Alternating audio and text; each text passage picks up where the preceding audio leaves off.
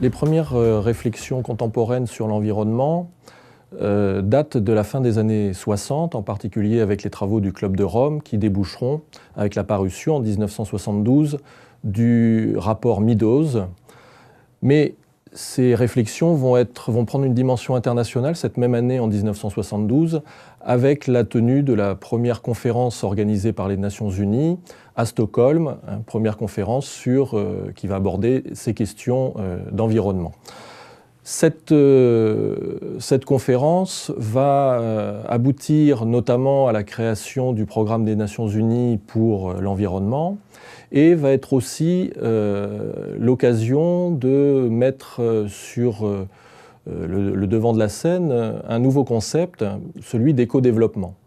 Alors ce concept d'éco-développement a été utilisé, formulé pour la première fois par Maurice Strong, qui était le secrétaire général de cette conférence de Stockholm, et il sera popularisé plus tard par Ignacy Sachs, qui est donc un économiste d'origine polonaise et qui était aussi une des chevilles ouvrières de cette conférence de Stockholm, et qui par la suite va populariser et donc théoriser ce concept d'éco-développement.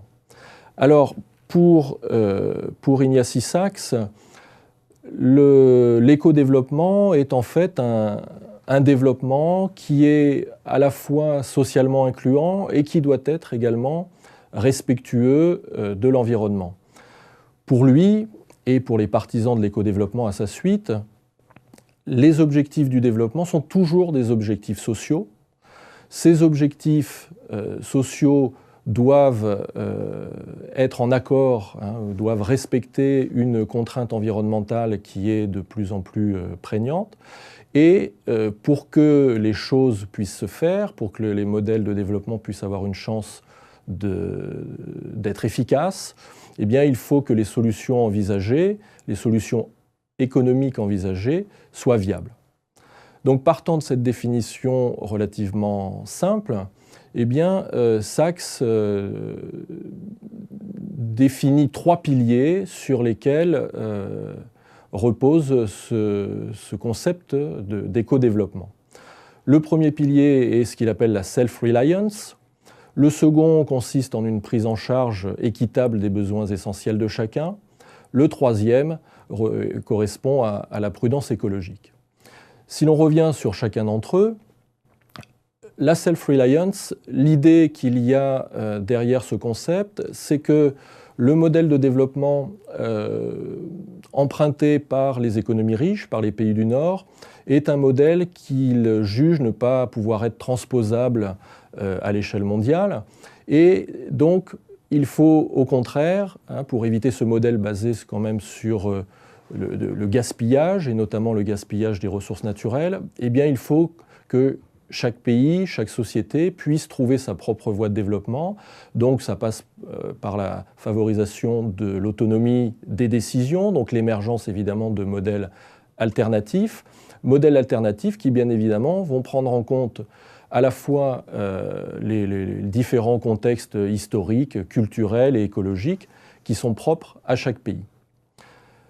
Le deuxième point important, le deuxième pilier de cet éco-développement consiste en une prise en charge donc équitable des besoins essentiels de chacun.